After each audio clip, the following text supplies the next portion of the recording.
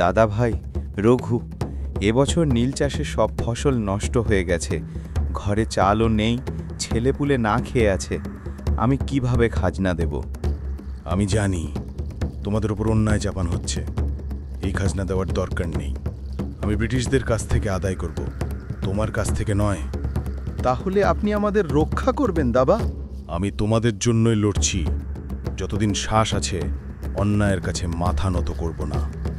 18 শতকের বাংলায় জমিদারের বিশ্বস্ত কর আদায়কারী ছিলেন রঘু সর্দার। শান্ত স্নিগ্ধ গ্রামে তার ছিল সম্মান আর ভালোবাসা। উৎসবের দিনে মানুষ ভিড় করত গ্রামের মন্দিরে। ধূপ প্রদীপে মুখর হয়ে উঠত আঙিনা। আনন্দে মেতে উঠত নারী পুরুষ শিশুরা। প্রতি বছর আয়োজিত হতো লাঠি খেলার প্রতিযোগিতা, আর সেখানে অপ্রতিদ্বন্দ্বী চ্যাম্পিয়ন ছিল একটাই নাম, রঘু। শক্তি, দক্ষতা আর সাহসে তিনি হয়ে উঠেছিলেন গ্রামের গর্ব, শান্ত বাংলার এক উজ্জ্বল নায়ক।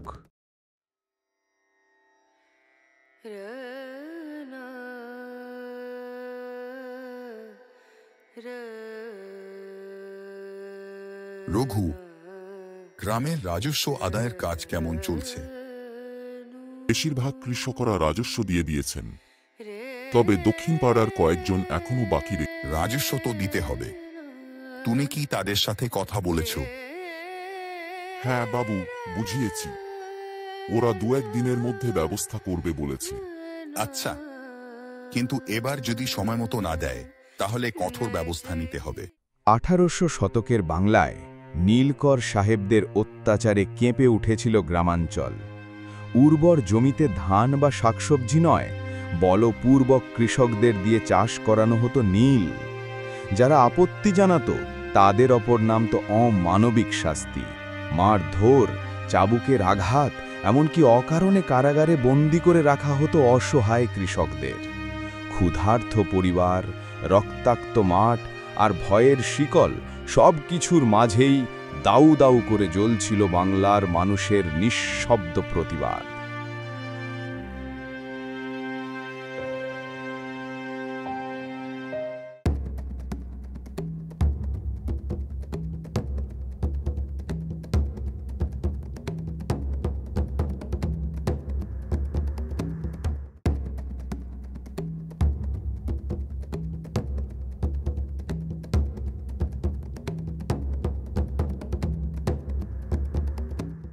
বাংলায় নীল চাষের নামে চলছিল ব্রিটিশ ইস্ট ইন্ডিয়া কোম্পানির ভয়ঙ্কর অত্যাচার। যারা নীল চাষে রাজি হতো না তাদের গ্রাম জ্বালিয়ে দিত লাল কোট পরা সেনারা। এমন এক রাতে আগুনে ভস্মীভূত হলো একটি গ্রাম। কান্না আর চিৎকারে ভরে উঠল চারদিক। কিন্তু এই অগ্নিকুণ্ড থেকে পালিয়ে গেলেন রঘু। কর আদায়ের চাকরি ছেড়ে তিনি অদূর বাংলার এক গোপন কোণে আশ্রয় নিলেন। সেখান থেকেই শুরু হলো তার কিংবদন্তি রঘু ডাকাতের গল্প।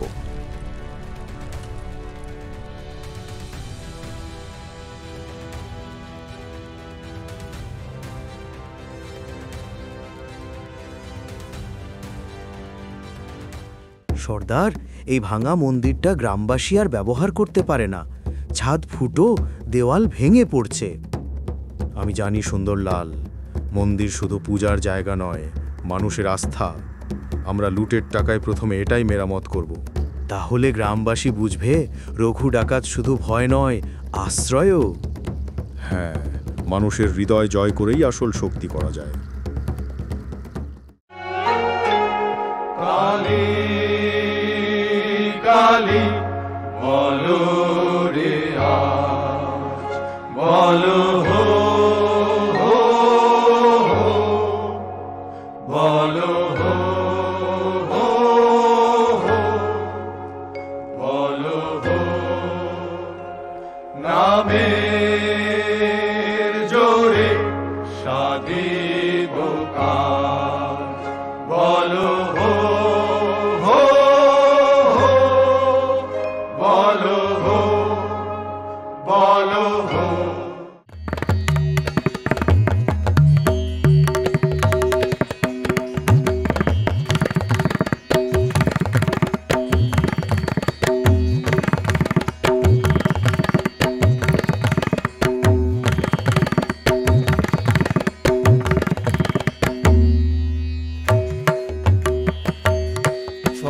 বড় শিকার মিলেছে।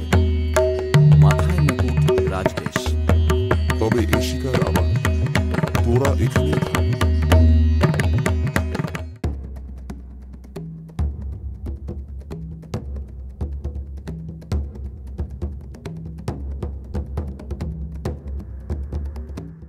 গ্রাম ধ্বংসের আগুন থেকে প্রাণ বাঁচিয়ে পালিয়ে গেল রঘু, কিন্তু পালিয়ে থাকা নয়, অন্যায়ের জবাব দিতেই তিনি গড়ে তুললেন এক সাহসী দল। ধনী জমিদার আর ব্রিটিশ কর আদায়কারীদের টার্গেট করেই শুরু হলো তাদের ডাকাতি। অরণ্যের আঁকাবাঁকা পথে ঘোড়ার পিঠে ছুটে চলা, ভেসে যাওয়া উত্তাল নদী, কখনো আবার দুর্গম পাহাড়ি পথে, সব জায়গায় ঝড়ের মতো হাজির হতো রঘু আর তার দল। বাংলার মানুষের চোখে তারা হয়ে উঠল নায়ক, আর ব্রিটিশদের চোখে ভয়ঙ্কর আতঙ্ক। ঘন জঙ্গলের আঁকাবাঁকা পথে চলত ইস্ট ইন্ডিয়া কোম্পানির কর ভর্তি ঘোড়ার গাড়ি। সেখানেই ওত পেতে থাকত রঘু আর তার দল। বজ্রপাতের মতো হঠাৎ ঝাঁপিয়ে পড়ে তারা পরাস্ত করত ব্রিটিশ প্রহরীদের, হাতিয়ে নিত স্বর্ণমুদ্রা আর করের ভাণ্ডার। তারপর ঝড়ের গতিতে অদৃশ্য হয়ে যেত অরণ্যের গহীনে। কিন্তু সেই লুণ্ঠিত ধন তারা নিজের জন্য নয়, গ্রামের দরিদ্র মানুষদের মধ্যে বিলিয়ে দিত।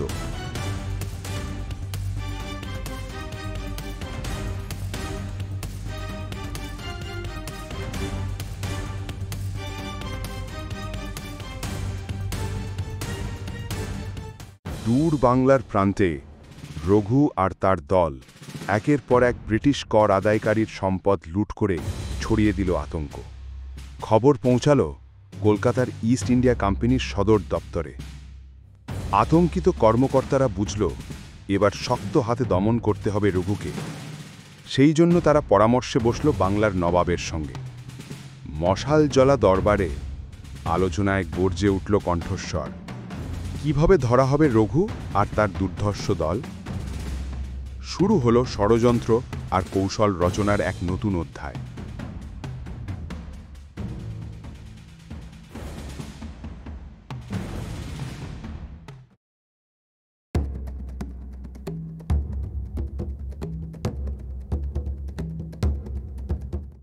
যখন বাংলার গ্রামেগঞ্জে নীল চাষের শোষণ আর কর আদায়ের অত্যাচারে মানুষ দিশেহারা, তখন কলকাতার ফোর্ট উইলিয়ামের প্রাচীর ঘেরা সুরক্ষিত প্রাসাদে নিশ্চিন্তে দিন কাটাচ্ছিল ইস্ট ইন্ডিয়া কোম্পানির সাহেবরা।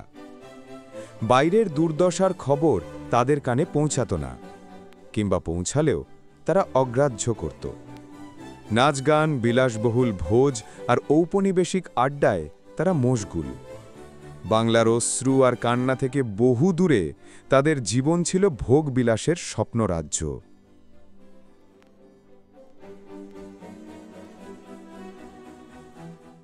ঘন অরণ্যের অন্ধকারে ঢুকে পড়েছে ব্রিটিশ ইস্ট ইন্ডিয়া কোম্পানির লাল কোটে মোড়া সিনারা।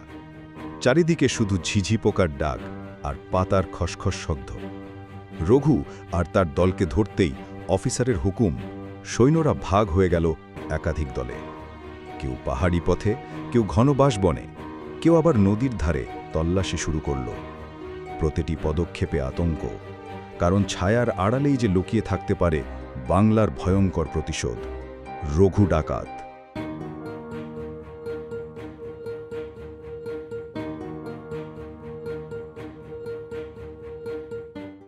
ঘন অরণ্যের আধারে হঠাৎ আঘাত হানল রঘু আর তার দুর্ধর্ষ দল। ব্রিটিশ ইস্ট ইন্ডিয়া কোম্পানির সেনাদের উপর ঝড়ের মতো নেমে এলো ডাকাতদের তলোয়ার আর লাঠির আঘাত। মুহূর্তেই জেগে উঠল গুলির শব্দ। লালকোটে মোড়া সৈন্যরা উন্মত্ত আগুন ছুটতে শুরু করল চারদিকে। ধোঁয়া, চিৎকার আর রক্তের বন্যায় ভরে উঠল বনভূমি। অসংখ্য সাথী সেদিন শহীদ হল রঘুর চোখের সামনে, কিন্তু মৃত্যু তাকে থামাতে পারল না। হাতে গোনা কয়েকজনকে নিয়ে রক্তাক্ত শরীরেই অরণ্যের অন্ধকারে মিলিয়ে গেল রঘু। প্রতিজ্ঞা করল এই পরাজয় প্রতিশোধ সে নেবে, আরও ভয়ঙ্কর শক্তি নিয়ে ফিরবে।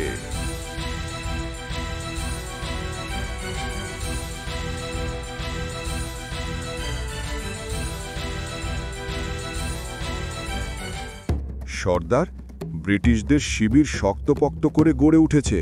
সোজা আক্রমণে জেতা কঠিন হবে। ঠিক বলেছিস, তাই আমাদের চাই অপ্রত্যাশিত আঘাত।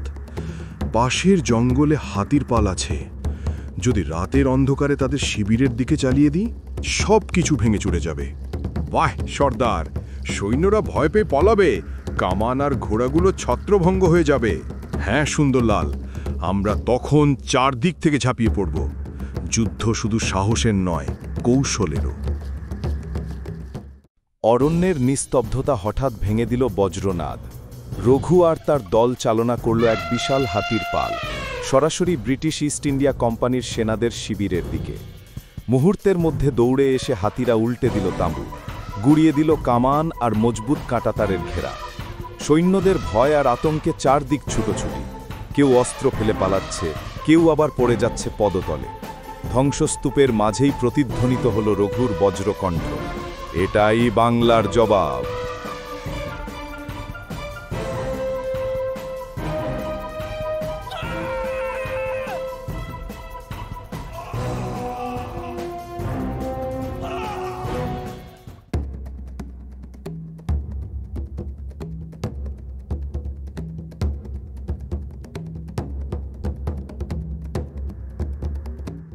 রঘু আর তার দল পৌঁছে গেল ব্রিটিশ ইস্ট ইন্ডিয়া কোম্পানির এক শক্তিশালী দুর্গের প্রাচীরে। দড়ি বেয়ে দেওয়াল টপকে ভেতরে প্রবেশ, আর মুহূর্তেই শুরু হলো তীব্র সংঘর্ষ। তলোয়ার আর বন্দুকের ঝলকে কেঁপে উঠল দুর্গের আঙিনা। সৈন্যরা যুদ্ধ সামলাতে ব্যস্ত, সেই সুযোগেই রঘুর সাথীরা ভেঙে ঢুকে পড়ল অস্ত্রাগারে। বারুদের বাক্স আর বন্দুক কাঁধে নিয়ে ঝড়ের মতো বেরিয়ে গেল তারা। পিছনে রয়ে গেল আতঙ্কিত ব্রিটিশ সৈন্য আর লুণ্ঠিত দুর্গের ধ্বংসস্তূপ।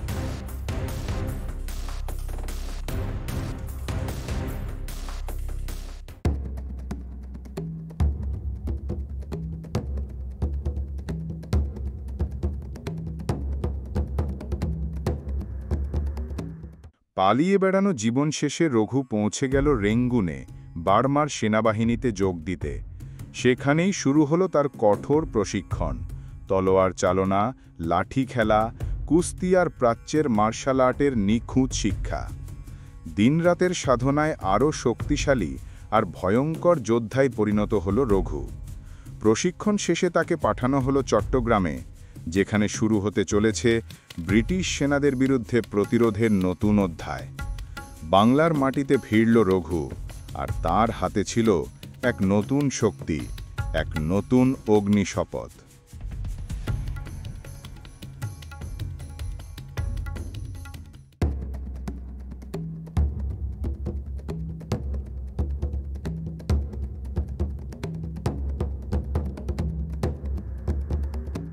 বার্মার নৌবাহিনীর জাহাজে চেপে রঘু রওনা হল চট্টগ্রামের পথে।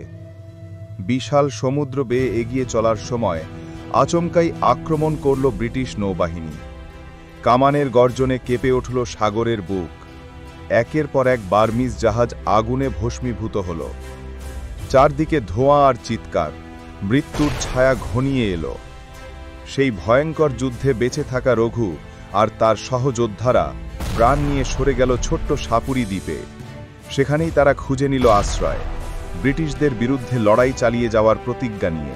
সর্দার, বার্মার সব জাহাজ আগুনে পুড়ে গেছে। আমাদের সামনে এখন বড় বিপদ। ঠিক আছে, সাপুরি দ্বীপ ক্ষুদ্র, গোপন পথ আছে। আমরা সেখানে মিলেমিশে লুকিয়ে থাকব। সেখান থেকে আবার কি পদক্ষেপ নেব? না, এখন না। প্রথমে লুকোই। রাতের অন্ধকারে সাহসী পরিকল্পনা করে বেরোব।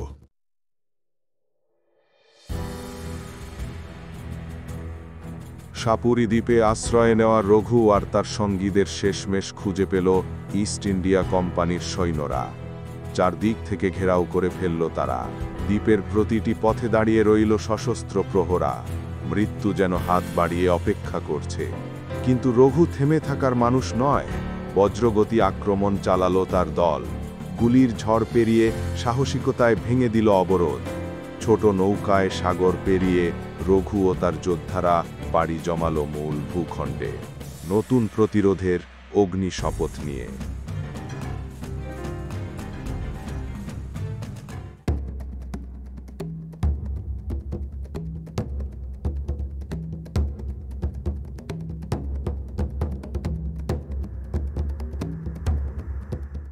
সাপুরি দ্বীপ থেকে প্রাণ বাঁচিয়ে ফিরে এলো রঘু, আবার যোগ দিল বার্মার সেনাবাহিনীতে।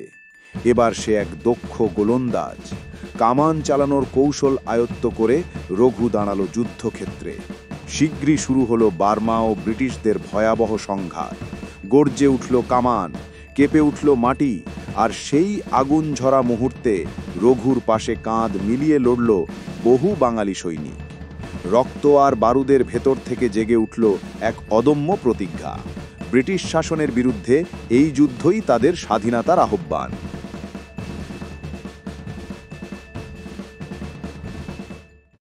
সর্দার, খবর এসেছে, বার্মা আর ব্রিটিশদের যুদ্ধ শুরু হয়ে গেছে। সেনা শিবিরে সবাই প্রস্তুতি নিচ্ছে। এই যুদ্ধ শুধু বার্মার নয়, আমাদেরও। ব্রিটিশদের শোষণ বাংলার মাটিও দেখেছে। এবার কামানের গর্জনে তাদের জবাব দেওয়ার সময় এসেছে। তাহলে আমরা কি সামনের সারিতেই থাকব সর্দার? হ্যাঁ সুন্দরলাল, সামনে থেকেই লড়াই করতে হবে, স্বাধীনতার জন্য, মানুষের জন্য। রক্তক্ষয়ী যুদ্ধ শেষ হল। কামানের গর্জন স্তব্ধ, শত্রুর পতাকা ভেঙে পড়েছে। রঘু ও তার সাহসী দল বুঝল তাদের পথ আবার বাংলার দিকে। ক্লান্ত শরীর, তবু চোখে জ্বলন্ত শপথ নিয়ে তারা ফিরে চলল জন্মভূমির মাটিতে। বাংলার মানুষের মুক্তির জন্য লড়াই এখনো বাকি। আমায় ভাসাইলি রে, আমায় ডুবাইলি রে, অকুল দরিয়ার বুঝি কুল নাই রে। কুল নাই, কিনার নাই, নাই কো দরিয়ার পাড়ি। সাবধানে চালাইও মাঝি আমার ভাঙ্গা তরি রে। অকুল দরিয়ার বুঝি কুল নাই রে। আমায় ভাসাইলি রে, আমায় ডুবাইলি রে, অকুল দরিয়ার বুঝি কুল নাই রে। রে মারতো হে আল্লাহ হে রামা। দে দোল দোল দোল তোল পাল তোল, চল ভাসে সব কিছু তাইকা। দে দোল দোল দোল তোল পাল তোল, চল ভাসে সব কিছু তাইকা। মোর পানিতে ঘর বন্দরে আসি তোর লাইগা। দে দোল দোল দোল তোল পাল তোল, চল ভাসি সব কিছু তাইকা। রে মারতো হে আল্লাহ হে রামা। রে মারতো হে আল্লাহ হে রামা। গভীর নদীর বুকে ভেসে চলেছে এক ব্রিটিশ নীলকর সাহেবের জাহাজ।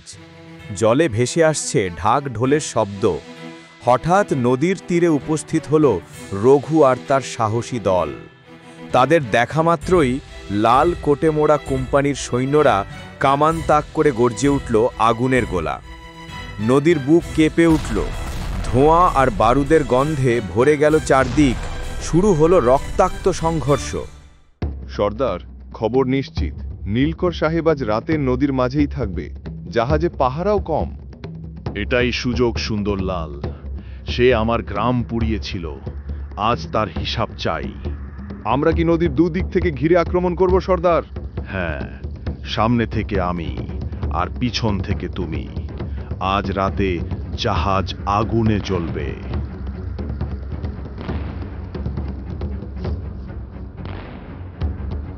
যে নীলকর সাহেব রঘুর গ্রাম ধ্বংস করেছিল, সে ভেসে চলেছে নদীর বুকে এক কোম্পানির জাহাজে। প্রতিশোধের অগ্নি শপথ নিয়ে রঘু আর তার দল ছোট ছোট নৌকা নিয়ে আক্রমণ চালালো। নদীর বুক চিরে জাহাজ ঘিরে ধরল তারা। তারপর দড়ি বেয়ে উঠে গেল ডেকের ওপর। শুরু হলো তীব্র লড়াই। তলোয়ার, লাঠি আর সাহসের ঝড়ে একে একে পরাস্ত হলো ব্রিটিশ সেনারা। শেষে আগুন ধরিয়ে দিল জাহাজে। জ্বলন্ত শিখায় ভস্মীভূত হল নীলকর সাহেবের আস্তানা। নদীর ঢেউয়ে প্রতিধ্বনিত হল রঘুর প্রতিশোধের বিজয়গাথা।